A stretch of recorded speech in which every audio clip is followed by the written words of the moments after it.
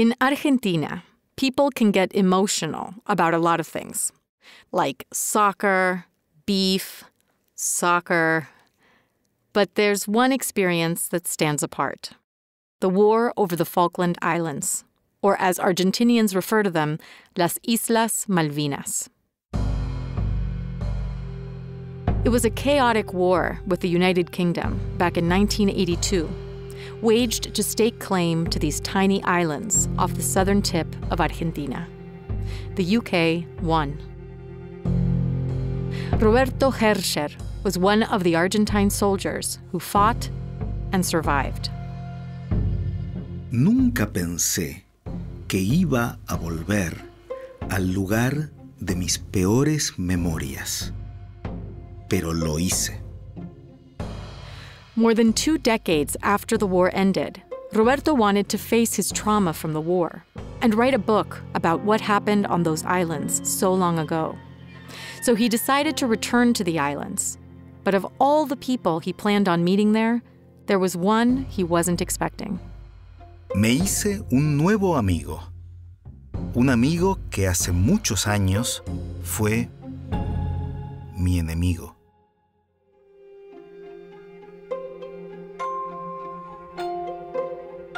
Welcome to the Duolingo Spanish podcast, where we bring you true bilingual stories of travels with unexpected turns, plans unraveled, and destinations unknown. The Spanish in this story is for intermediate level learners, but if you get lost, don't worry, we'll be chiming in throughout the story.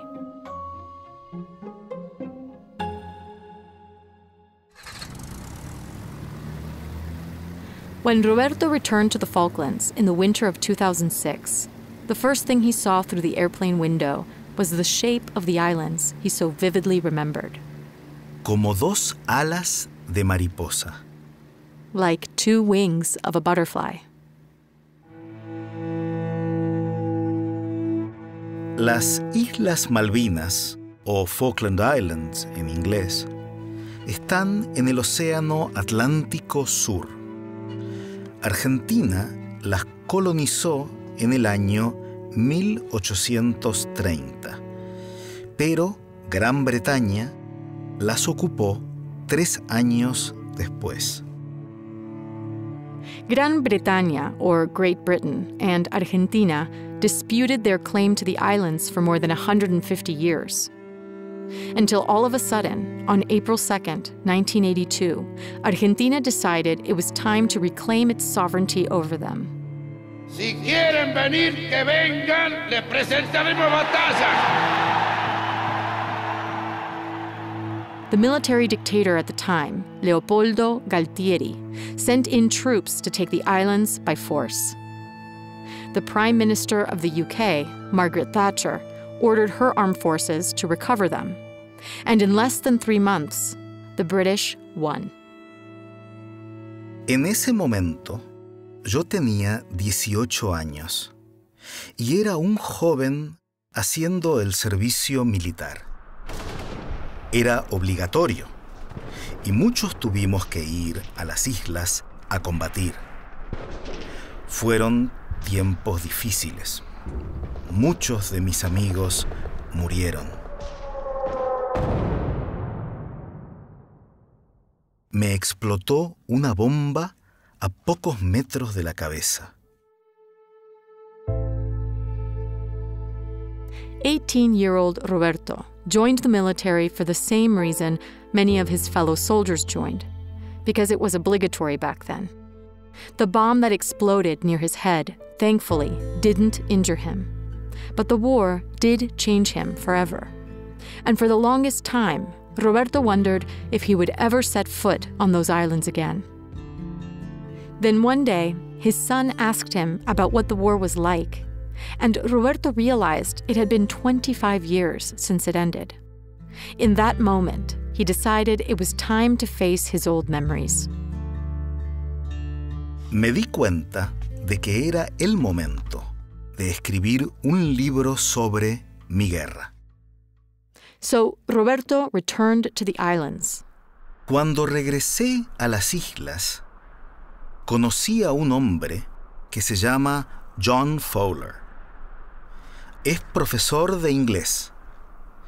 John era superintendente de educación de las Islas Malvinas durante la guerra y después fue secretario de turismo. Él y yo fuimos a un bar para beber unas cervezas y conversar. Me sorprendió escuchar sobre su miedo y sufrimiento por la ocupación de las Fuerzas Armadas Argentinas. John opened Roberto's eyes to how locals had perceived the Argentinian army as invaders. John told him about the times he felt most terrified. Like when a missile fell into his house, where his family and others were taking refuge. It had been one of the most violent nights of the war, towards the end of the conflict. Estaban ahí precisamente porque era la construcción más sólida y segura. La mujer de John y sus 2 hijos pequeños también estaban ahí. Todos estaban nerviosos. Los combates se aproximaban. When the bomb fell, John was able to protect his own family. But 3 women who took refuge with them inside the house died that night. La historia de John Fowler y su perspectiva sobre la guerra cambiaron mi visión de mi guerra para siempre. While they sat together at the bar, Roberto told John where he was the night the missile hit John's house. As it turns out, Roberto and his battalion were only a few blocks away. Esa noche estábamos escuchando por la radio al gobernador militar de las islas, el general Mario Menéndez. Él decía que no nos íbamos a rendir. Rendir, surrender. General Menéndez from Argentina confidently announced that it would never happen. So when Roberto and his battalion heard this on the radio, they hunkered down for the night. Roberto's superior asked them to make food for the coming days, specifically dozens of servings of a traditional Argentinian dish, milanesas, which are basically breaded flank steaks. Hicimos como 20 milanesas, pero a la mañana siguiente recibimos una sorpresa. The surprise? That the war was over. El combate de Puerto Argentino ha finalizado. Argentina perdió. Entonces, nos tuvimos que ir rápidamente de la casa a presentarnos como prisioneros de guerra. En el refrigerador quedaron más de la mitad de las milanesas. Yes, when Roberto and his fellow soldiers turned themselves in as prisoners of war, more than half of the milanesas were left behind. As Roberto talked about those last few hours at the house, he mentioned the address, 10 John Street. Then John started laughing out loud. He recognized the address right away. ¡Qué ricas estaban esas milanesas!, me dijo John aquel día en el bar. Pero yo estaba totalmente confundido.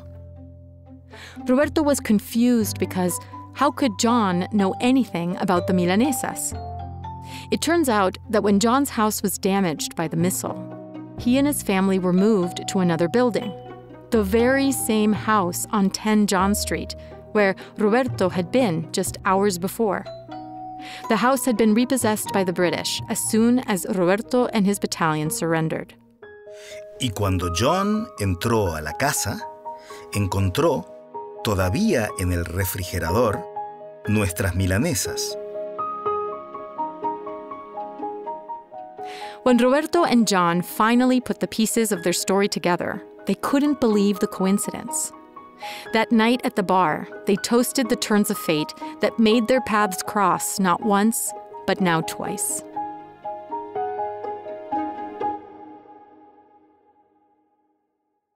After his trip to the Falklands, Roberto published a book about the war and what it was like to return.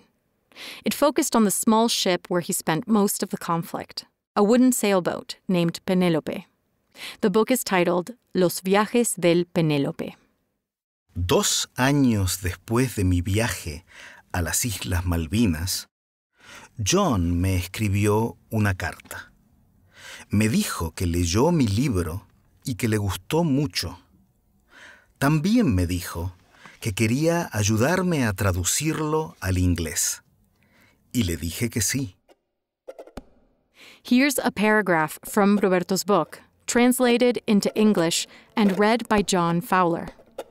It tells the story of what was happening on the battlefield on the very same evening when John's house was hit by a missile, and Roberto was cooking milanesas just a few hundred feet away.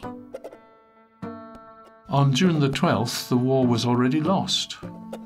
The British destroyers were bombarding our positions all night, and the battle-hardened attacking soldiers were advancing on the mountains that surrounded Stanley, Longdon, Kent, and Two Sisters, where soon they would be involved in the most terrible battles of the war.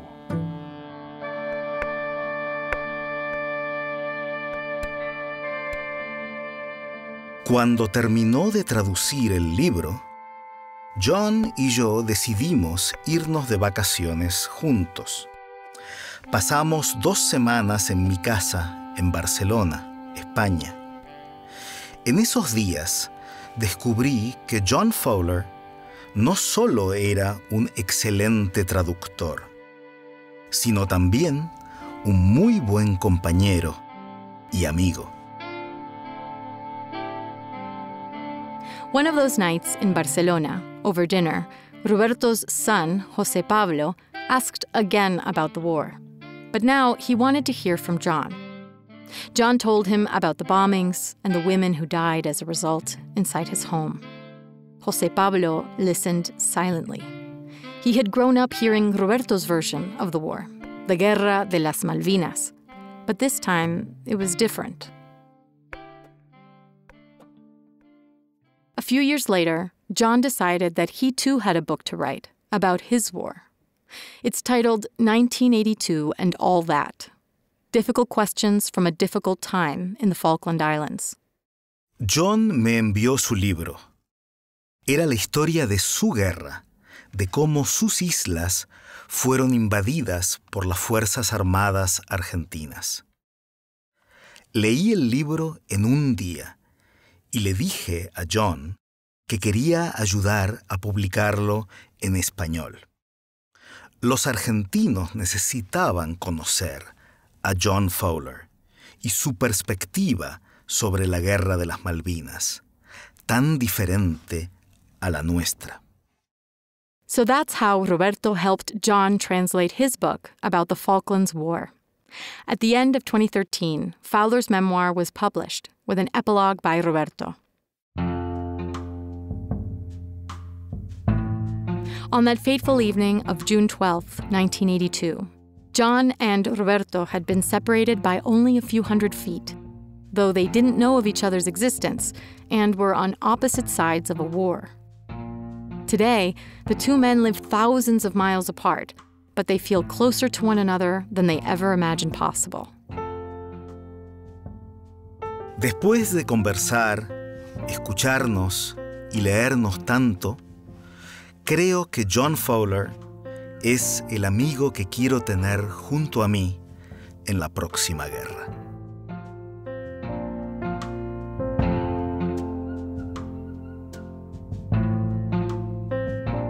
Roberto Herscher is an author and journalist from Argentina.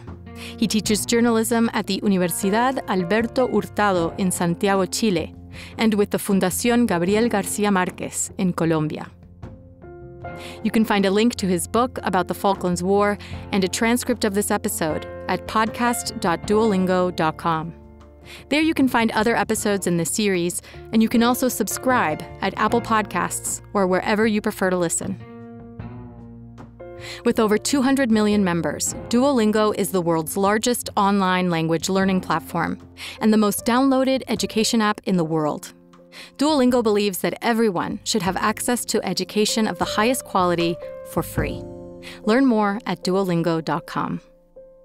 I'm Martina Castro. Gracias por escuchar.